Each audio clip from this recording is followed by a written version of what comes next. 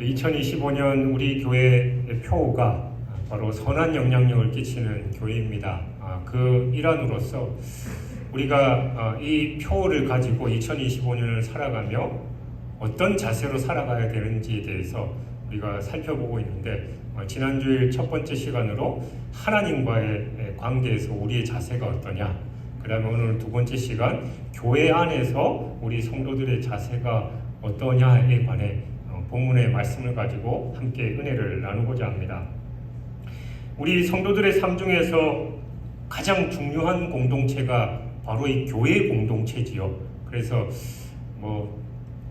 흔히들 이제 교회 안에서 항상 은혜롭고 또 하나님을 예배하는 기쁨과 찬양하는 기쁨이 넘쳐나는 공동체여야 하지만, 연약한 인생들 또 죄인인 인생들이 같이 살아가고 또 관계 맺는 이 공동체이기에 사실은 교회만큼 말 많고 탈 많은 것도 없는 것 같아요. 그만큼 기대가 있으니까 교회라는 공동체가 이래야 되는데 라는 생각이 있음에도 불구하고 그런 기대치에 미치지 못하는 각자에 대한 실망감이 있다 보니까 목회자를 비롯해서 모든 사람들에게 실망하고 또 서로 관계 속에서 부딪히고 이런 문제들이 교회 안에 실질적으로 많이 있기 때문에 그런 기대감에 실망하게 되고 또 서로 상처를 주고받는 그런 모습이 흔한 것 같습니다. 사실은 우리는 죄인인 인간이기 때문에 또 내 생각대로 또 내가 살아왔던 환경이 또 지내는 환경이 다 다르기 때문에 그런 일을 어떻게 보면 당연하다라고 할 수 있습니다.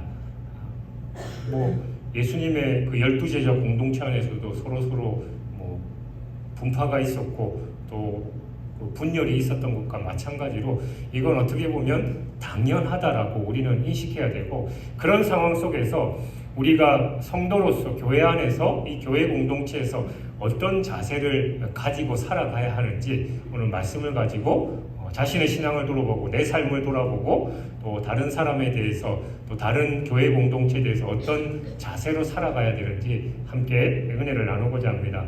3절을 보면 먼저 마땅히 생각할 그 이상의 생각을 품지 말라라고 말합니다.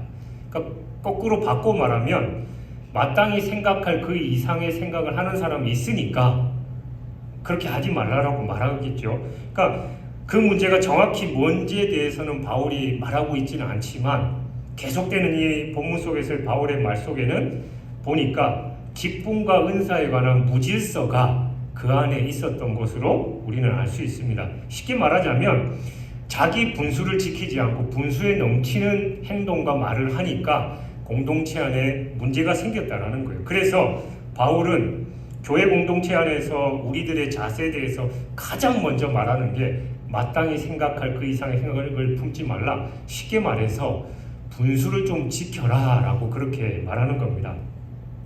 여러분, 요즘 뉴스 보면 마음이 어떠십니까?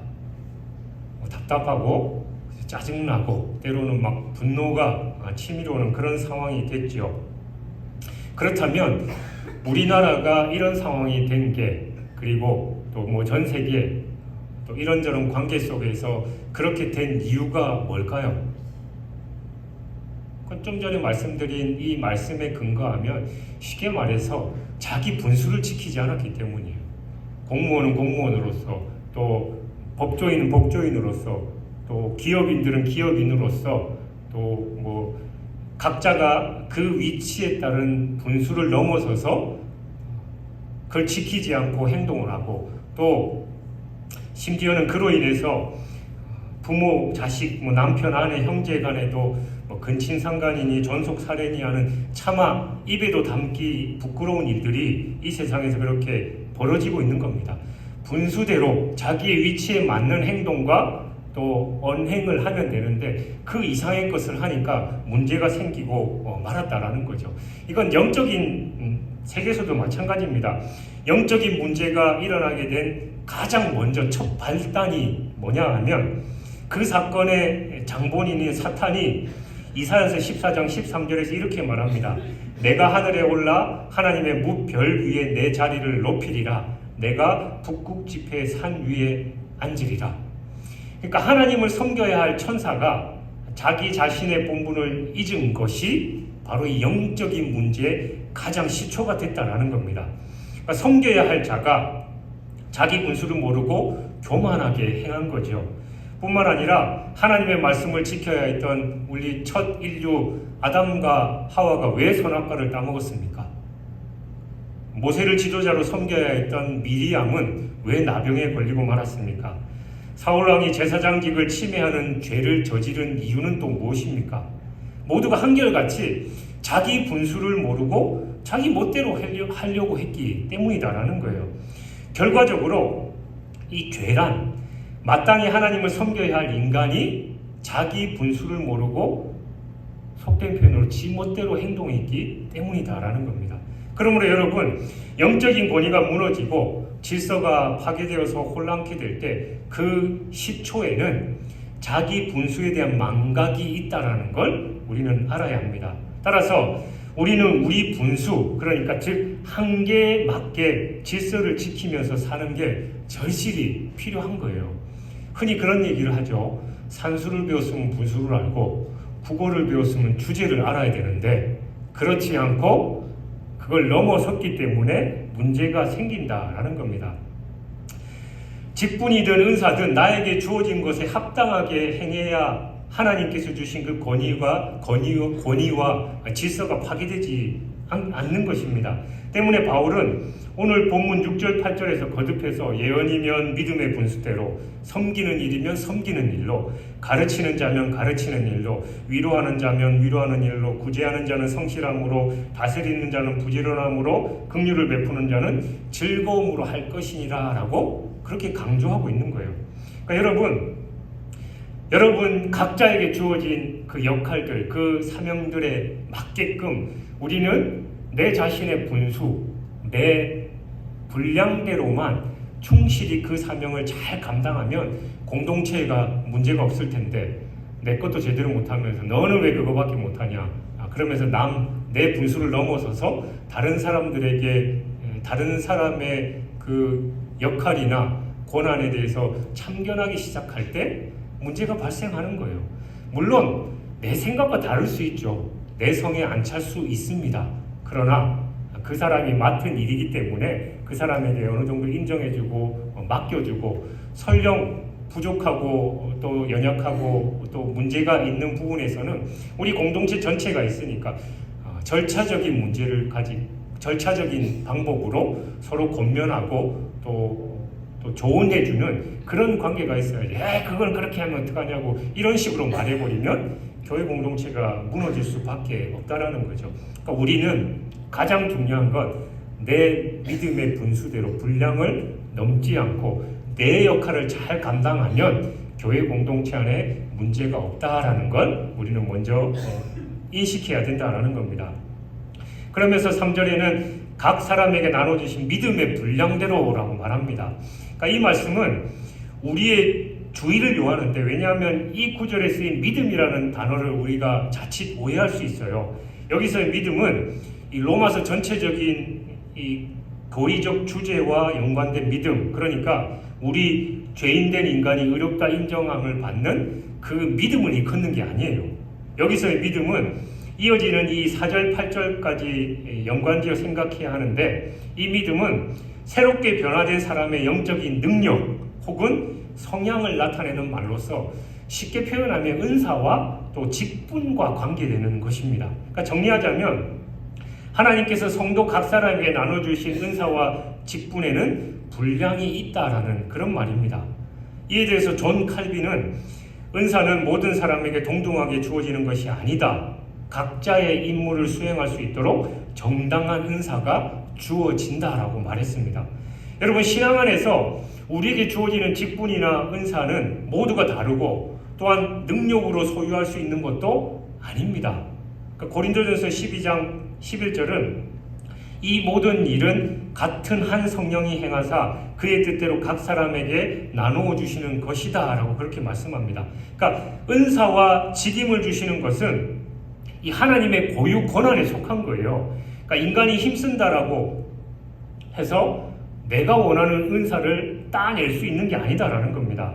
직분 또한 나의 능력에 따라서 갖게 되는 사회적 계급이 절대로 아닙니다. 그러니까 은사와 직임은 하나님의 뜻에 따라서 모든 성도에게 주어지는 하나님의 선물인 거예요. 제가 지금 목사로서 하나님께서 주신 사명을 감당하고 있는데 여러분 보기에도 많이 부족하고 제가 보기에도 많이 부족해요. 그러면 니까지 이렇게 무슨 목사를 한다고 그러냐 뭐 생각하는 사람들이 있겠죠. 저도 늘 제가 부족함을 느끼고 하나님의 도우심을 구하는데 제가 목사의 자격이 있어서 또 우리 진주중앙교회 공동체 담임 목사의 자격이 있어서 이 자리에 서 있는 게 아니라 하나님께서 제게 맡겨주셨기 때문이에요. 그러니까 우리는 그 인식이 직분과 은사는 바로 하나님께서 내게 주신 것이다 라는 걸 우리는 기억해야 되고 그게 있다면 나는 부족하고 연약하니까 이건 내 능력으로 감당하는 게 아니라 하나님께서 힘주셔야만 그걸 감당할 수 있다라는 그런 고백이 있어야 되는 거죠. 그래서 뭐 제가 늘 얘기하잖아요. 저는 늘 새벽마다 하나님 도와주십시오. 하나님 안 도와주시면 저는 아무것도 할 수 없습니다. 그런 고백을 하게 된다는 거예요. 근데 우리는 자칫 교회 공동체 안에서의 직분과 은사를 내가 노력해서 얻을 수 있는 거 그리고 내가 이 정도 능력이니까 이 정도는 해줘야지라고 생각하면 문제가 발생하게 된다는 겁니다.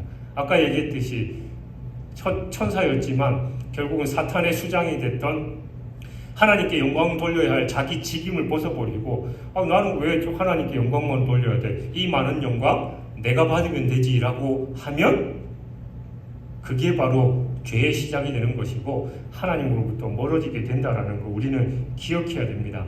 성도들 중에도 이 고린도전서 14장 1절에 보면 신령한 것을 사모하라 라는 그런 말이 있어요.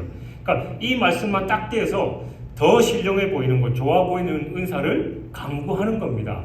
그러면서 하나님 왜 이거 내게 안 주십니까? 더 신령한 걸 사모하라면서요. 그러니까 저한테 주십시오라고 그렇게 하는 분들이 종종 있어요.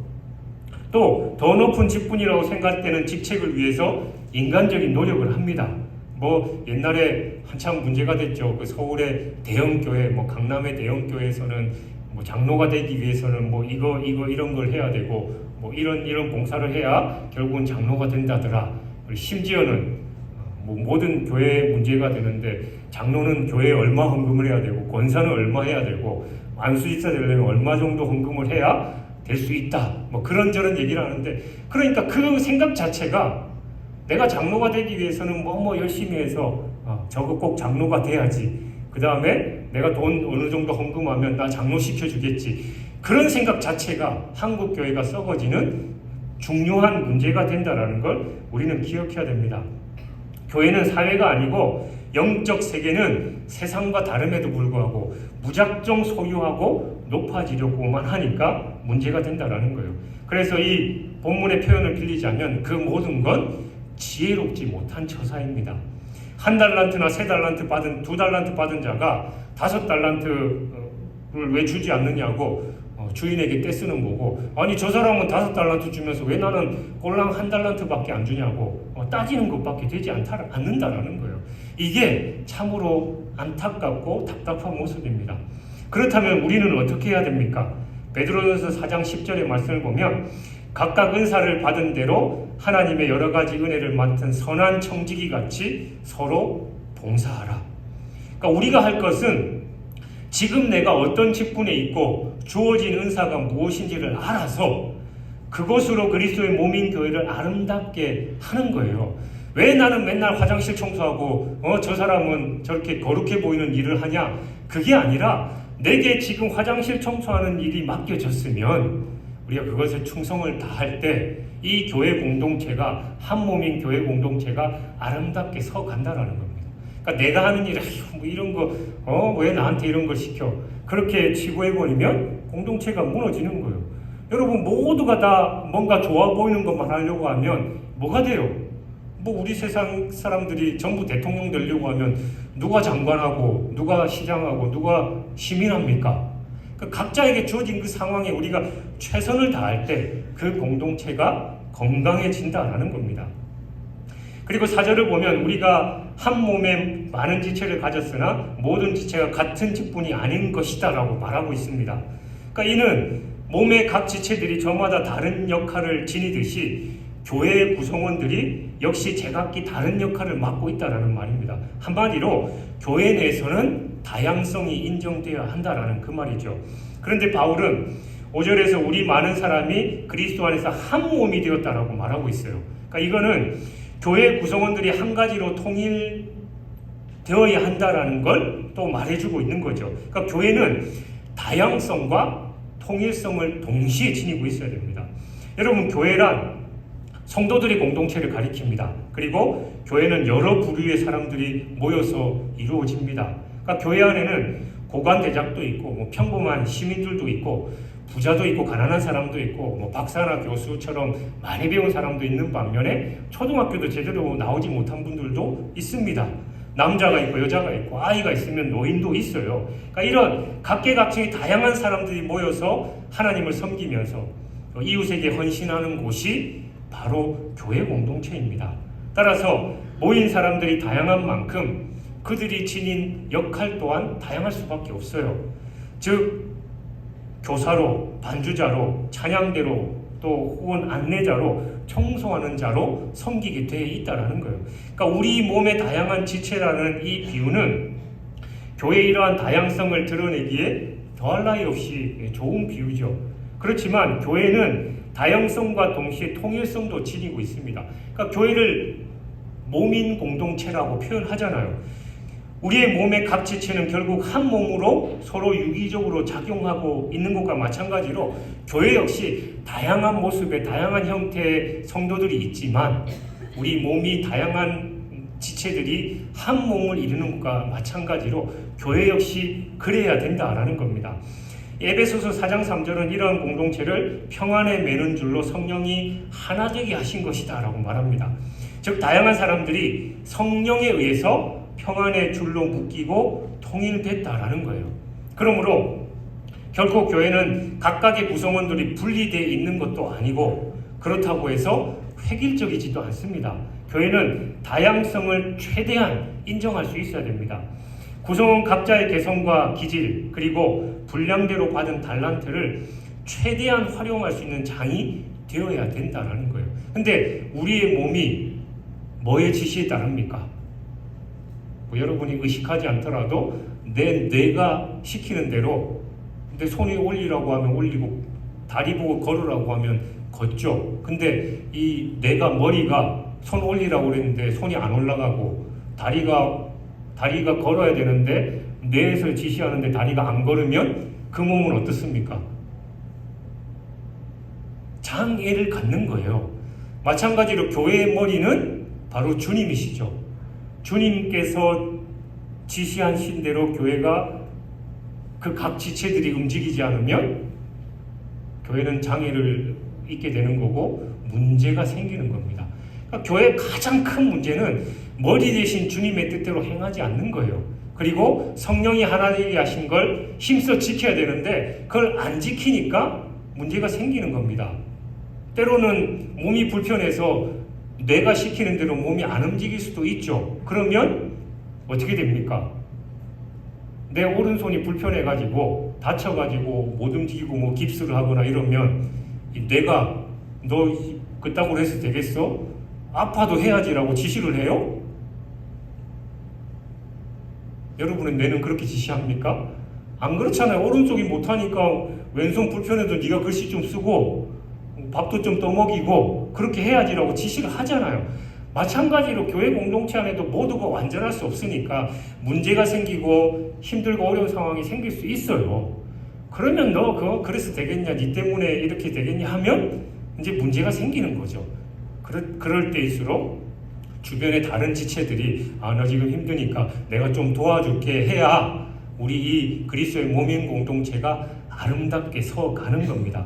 그래서 우리는 다양성과 함께 이 통일성이 가장 중요하다라는 걸 우리가 기억하면서 또 각 사람의 개성과 달란트가 다 다르다라는 걸 인정하고 우리가 그렇게 그 사람이 부족한 거 내가 채워주고 내가 부족한 거 그 사람이 채워줄 때 이 교회 공동체가 든든히 서갈 수 있다는 걸 기억해야 할 것입니다.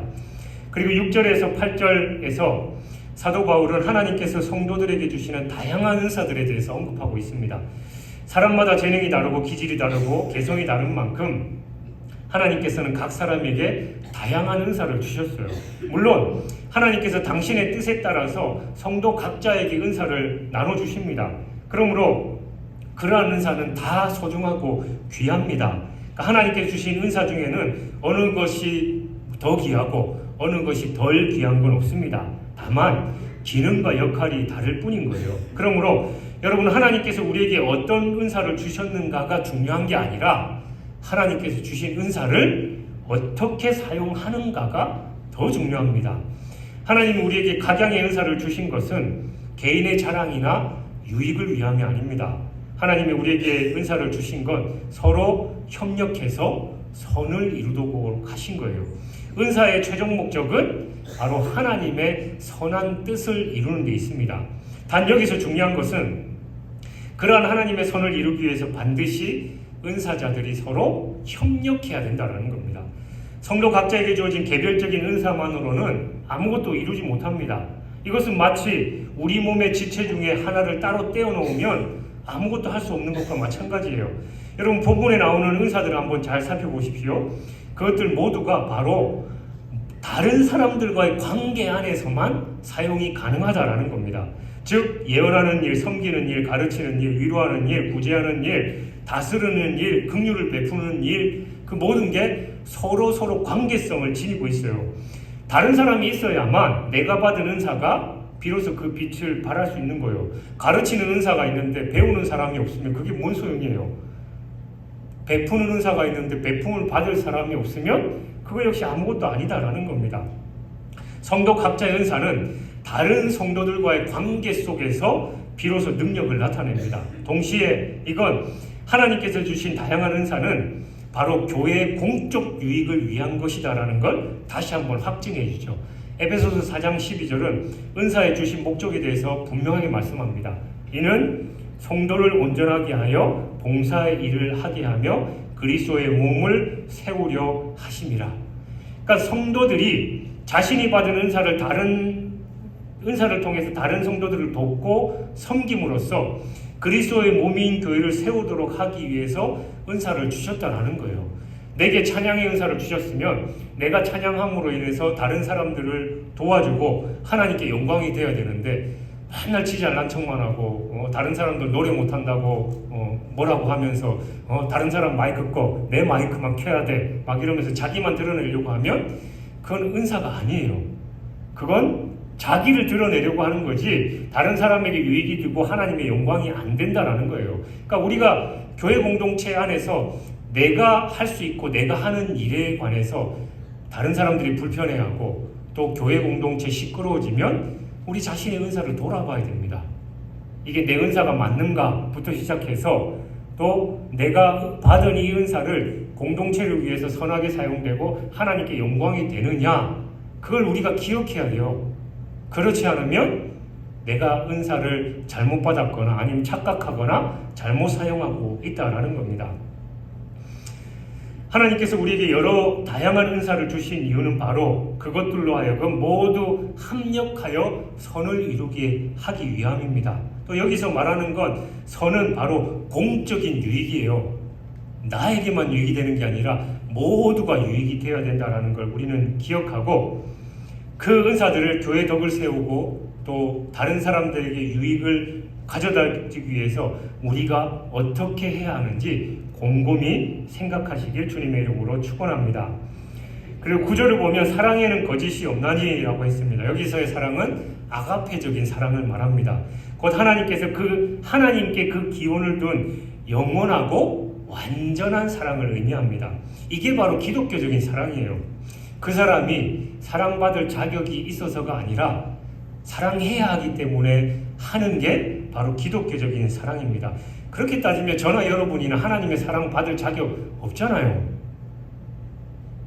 있으세요? 저는 없습니다. 근데 하나님이 저를 그토록 사랑해 주신 게 그게 바로 하나님의 사랑이에요.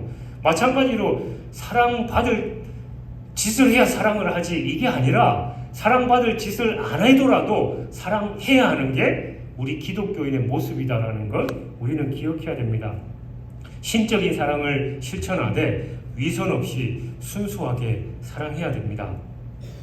근데 우리가 사랑하는 척 얼마든지 할 수 있어요. 신앙생활 잘하는 척, 예배드리는 척 할 수 있습니다. 그러나 우리가 하나님을 사랑한다라고 하면서 예배가 형식적이면 그건 사랑하는 게 아니죠. 다른 사람을 사랑한다고 하면서 그 사랑이 위선적이고 또 형식적이면 그건 진정한 사랑이 아닙니다. 예수님은 일찍이 마태복음 23장 27절에서 이러한 자들에게 저주를 하셨습니다. 화 있을진저 외식하는 서기관들과 바리새인들이여, 회칠한 무덤 같으니 겉으로는 아름답게 보이나 그 안에는 죽은 사람의 뼈와 모든 더러운 것이 가득하도다. 그러니까 하나님을 향한 우리의 사랑의 행위는 마음과 뜻과 정성과 생명을 다해야 됩니다. 또한 우리는 서로를 사랑하는 사랑에 있어서도 가식이 없어요. 하나님 앞에 진실하게 예배해야 되고, 또 다른 사람을 설령 그 사람이 미워지고 사랑할 수 없는 그런 상황이 있더라도 최소한 진실하게 사랑해야 된다는 거예요. 내가 도저히 못하겠거든 사랑하는 척, 그 앞에서 그런 척 하지 말고, 내가 불편하면 그 자리를 좀 피하고 진실하게 그 사람을 대해야 한다는 겁니다. 그러기 위해서는 내가 할 수 없으니까 성령의 도우심을 구해야죠. 하나님, 저 도저히 못하겠습니다. 좀 도와주십시오. 그러면 하나님께서 나 자신을 보게 하고 그 사람과의 관계를 깨닫게 하는 거예요. 나도 죽을 수밖에 없는 죄인이었는데 하나님 나를 사랑해 주셨는데, 저 사람은 최소한 나에게 내가 죽일 만큼의 그 죄는 안 지었을 텐데 그 사람 사랑 못하겠니? 라는 마음을 하나님이 주시게 된다는 겁니다. 그러면 머리 대신 주님의 뜻에 순종할 때 교회 공동체가 든든하게 서갈 수 있는 거죠. 그러면서 사도 바울은 악은 미워하고 선에 속하라라고 권면합니다. 여기서 악을 미워한다라는 건 악을 싫어하고 혐오하고 거부한다라는 그런 뜻이에요. 그건 악을 우리들 자신의 마음에서 내쫓는 것일 뿐만이 아니라 세상에서 악이 사라질 때까지 악과 투쟁하는 거예요. 근데 말이 안 맞죠. 사랑해야 되고 조건 없이 무조건 사랑해야 된다고 하면서 왜 또 악을 미워하고 끝까지 악을 처단해야 되고 그런 얘기를 하냐. 여기서는 악한 사람을 그렇게 해야 된다는 게 아니라 악 자체를 거부해야 된다는 겁니다. 왜 그렇습니까? 하나님은 거룩한 분이죠. 하나님은 거룩하신 분이기 때문에 악과 가까이 할 수 없습니다. 그런데 하나님의 자녀인 우리가 악에 속하고 악한 행동을 할 때 하나님과의 교제가 단절될 수밖에 없는 거예요. 세상에서도 마찬가지입니다. 우리가 악에 속하면 하나님의 자녀로서의 빛과 소금의 역할을 할 수 없죠. 악인은 사랑하고 긍휼히 여기되 악은 철저하게 끊어내야 하고 그 악을 변화시키는 게 빛의 역할이고 소금의 역할이다라는 걸 우리는 기억해야 됩니다. 또 12절에서 사도 바울은 소망 중에 즐거워하며 환난 중에서 참으며 기도에 항상 힘쓰라라고 권면합니다. 그런데 사도 바울의 이 말은 단순히 권면에 그치는 말이 아니에요. 이 권면은 그리스도인들의 기본적인 삶의 방식을 설명해주는 대단히 중요한 권면입니다. 즉 소망, 환난, 기도는 이 땅에서의 성도들의 삶을 설명해 줌에 있어서 그 무엇보다도 적절한 언어들이라고 할 수 있습니다. 우선 성도는 이 땅에서의 소망을 가지고 사는 자들이죠. 서두에도 말씀드렸듯이 뉴스나 이 세상 돌아가는 거 보면 소망이 없잖아요.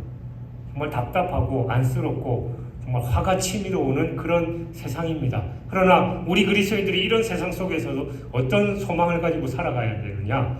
이 세상은 악하기 때문에 결국은 하나님으로부터 심판을 받게 되고 우리는 그 심판을 넘어서 저 영원한 천국에 이르게 된다라는 그 소망을 가지고 사는 사람들이 우리 그리스도인이다라는 겁니다. 세상이 점점점 악해져 가고 있지만 그 속에서 이 세상에 소망을 두면 우리 화가 치밀어 오르고 분통이 터지고 정말 어떻게 할 방법이 없는 그런 상황에 처할 수밖에 없지만 우리가 이런 상황, 이 세상에 소망을 두지 않고 저 하늘에 소망을 두며 살아가면 의연해질 수 있다라는 그런 말이죠. 성도는 장차 임하게 될 천국을 소망함으로써 현재 고통과 환난 중에서도 기뻐할 수 있는 자들이어야 합니다. 사실 성도들의 삶에서는 고통과 환난이 반드시 동행하기 마련이에요. 그것을 하나님께서 성도를 성숙시키기 위한 환난일 뿐만이 아니라 우리를 삼키기 위해서 우는 사자같이 노리고 있는 사탄의 계교일 수도 있습니다. 따라서 고통과 환난은 우리 성도들의 삶을 특징 짓는 필수적인 요소예요. 그러나 그것이 어떠한 것이든 우리는 자신 앞에 놓여있는 환난에 주저앉지 않습니다. 포기하지 않고 당당히 그 환난을 견뎌낼 뿐만이 아니라 오히려 그 속에서 기뻐할 수 있습니다. 그건 바로 우리에게는 영원한 행복과 안식에 대한 소망이 있기 때문입니다. 이 소망 때문에 그들은 현재의 고통과 환난을 당당하게 견뎌내는 거죠. 그렇다면 우리가 소망 중에 즐거워하고 환난 중에 참을 수 있는 그 힘을 어떻게 공급받느냐? 그래서 기도에 힘쓰라라고 얘기하고 있는 겁니다. 우리가 기도할 때 하나님께서 우리에게 힘주시고 우리의 생각을 변하게 하시고 우리에게 능력을 주시기 때문이에요. 주님은 우리가 절망 가운데 불안해하면서 환난 가운데 고통스러워하도록 내버려 두시지 않습니다. 주님은 우리에게 독수리가 날개짓 같은 새 힘을 주시고자 합니다. 그러나 동시에 이를 위해서 우리가 주님께 간구하기를 또한 원하셔요. 그렇기 때문에 성도들은 기도에 항상 힘써야 합니다. 주님께서 주시는 새 힘을 덧입을 수 있도록 늘 간구해야 하는 겁니다. 이처럼 이 땅에서의 성도들의 삶의 방식은 장차 있을 천국에 대한 소망을 두고 그로 인해 이 땅의 고통과 환난을 당당하게 견뎌내면서 이길 힘을 기도를 통해서 공급받는 겁니다. 이러한 삶의 방식이 비그리스도인들은 도저히 이해할 수 없는 우리 성도들만의 특권이에요. 그러므로 여러분, 땅의 것에 소망을 두지 말고 오직 천국에 소망을 두시며 그로 인해서 이 땅의 환난을 거뜬히 이겨내는 주님의 용사들이 되시길 주님의 이름으로 축원합니다. 그러면서 바울은 기도에 항상 힘쓰라고 얘기했잖아요. 그러니까 이건 꾸준한 기도 생활을 권면하는 거예요. 동시에 전심전력해서 기도에 매달리라라는 그런 말이기도 합니다. 항상 힘쓰라라는 의미로 번역된 원어는 전적으로 충실하라라는 그런 의미입니다. 그러니까 기도할 때 우리의 몸과 마음과 영혼을 다해서 전심전력으로 기도해야 한다라는 거예요. 왜냐하면 하나님은 그러한 기도를 들으시기 때문입니다. 예레미야 29장 13절을 보면 하나님은 너희가 온 마음으로 나를 구하면 나를 찾을 것이요 나를 만나리라 라고 말씀하셨습니다. 그러니까 우리가 기도할 때 그냥 적당히 해서는 안 돼요. 적당히 기도한다는 건 어떻게 보면 그 은혜에 대한 간절함이 별로 없다라는 거죠. 그러니까 기도할 때는 생명을 걸고 해야 됩니다. 그러니까 하나님은 은혜를 베푸심에 인색한 분이 아니시고 당신에게 간절히 매달리는 자에게는 더 큰 은혜를 베푸시는 분입니다. 야곱이 전심전력으로 기도해서 응답받은 대표적인 인물이잖아요. 그러니까 형 에서가 군사들을 이끌고 자기에게 복수하기 위해서 온다라는 소식이 들렸을 때 약복강가에 이르러서 하나님께 간절히 기도하죠. 그런데 얼마나 전심전력으로 기도했든지 이 하나님의 천사와 씨름하면서 이 천사가 도저히 야곱을 이길 수 없으니까 환도뼈를 쳐서 부러뜨리고 말았습니다. 그럼에도 끝까지 놓아주지를 않았죠. 그때 야곱은 이런 얘기를 합니다. 당신이 내게 축복하지 않으면 가게 하지 않겠다. 그러니까 죽기 사이로 덤빈 거예요. 결국 천사는 야곱을 축복하고 그에게 야곱이 아니라 이스라엘이라는 언약의 이름을 수여하게 되었습니다. 여기서 천사는 성육신 이전의 성자 하나님을 가리켜요. 즉 하나님은 야곱의 전심전력하는 기도에 큰 축복으로 응답하신 겁니다. 여러분, 전심전력하는 기도는 결코 기어이 하나님의 응답을 가져오게 된다는 거예요. 그러므로 여러분, 기도에 항상 힘쓰십시오. 여기 항상은 전심전력하고 쉬지 않고 기도하는 겁니다. 큰 일이 있고 어려운 일이 있으면 간절히 기도해야죠. 그러나 기도하지 않은 건 그냥 별 문제가 없다라는 거죠. 물에 빠져 죽으려는 사람, 그리고 지금 자기가 어마어마하게 큰 위기에 처해 있는 사람은 어떻게 소리칩니까? 살려주세요, 도와주세요 큰 소리 치잖아요. 간절함이 달려 있으니까. 물에 빠져갖고 숨이 꼴깍꼴깍 하는데 거기 누구 없습니까? 좀 있으면 나를 좀 도와주시면 고맙겠는데 이렇게 할 사람 아무도 없어요. 마찬가지로 우리가 더 힘들고 어려운 상황일수록 기도해야죠. 나라와 민족이 어렵잖아요. 근데 여러분 얼마만큼 간절하게 기도하십니까? 나라랑 별 상관없으니까 그냥 어떻게 되겠지 저러다가 어떻게 결판이 날 거고 또 누가 대통령 돼서 그러다가 또 그 사람이 또 잘못하면 또 그런 일이 반복되겠지. 우리는 계속 그랬으니까 이런 식으로 하면 우리나라는 맨날 그렇게 되는 거예요. 또 다음 사람이 대통령 되면 또 문제 일으켜서 또 감방 가든지 탄핵이 되든지 언제까지 우리나라가 그래야 되는 겁니까? 우리가 이 문제의 심각성을 모르고 하나님 앞에 기도하지 않았기 때문에 그런 건 아니냐라는 거예요. 지난주도 그렇고 오늘도 그렇고 문제는 바로 우리입니다. 우리. 내가 나라를 위해서 기도하지 않았고 내가 교회 공동체를 위해서 기도하면서 나의 분수에 맞게끔 섬기지 않았기 때문에 교회 문제가 일어나는 거예요. 남 탓할 게 아니라 그 사람이 문제가 아니라 내가 문제인 겁니다. 내가 바로 서고 그러면 교회는 든든하게 서고 문제가 없을 텐데 맨날 남 탓하고 저 사람 때문에 뭘 못하겠고 저 사람 때문에 우리 교회가 문제고 그리고 우리 집이 문제고 이 나라가 문제다라는 거 늘 남 탓하면 그건 더 이상 좋아지지 않고 계속해서 그 문제를 반복할 수밖에 없는 거예요. 사랑하는 여러분, 우리는 그리스도의 구속의 은혜로 말미암아 죄에서 구원받고 주님의 몸인 교회 공동체 지체가 됐습니다.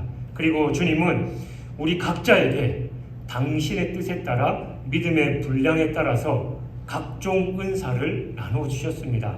이는 몸인 교회 공동체 유익을 위한 것이에요. 그러므로 우리는 다른 성도들에 대해서 자신을 높이려는 어리석음을 범하지 말고 오히려 겸손하게 다른 지체들을 높이고 그럼으로써 나 자신도 높아진다라는 걸 우리는 기억해야 됩니다.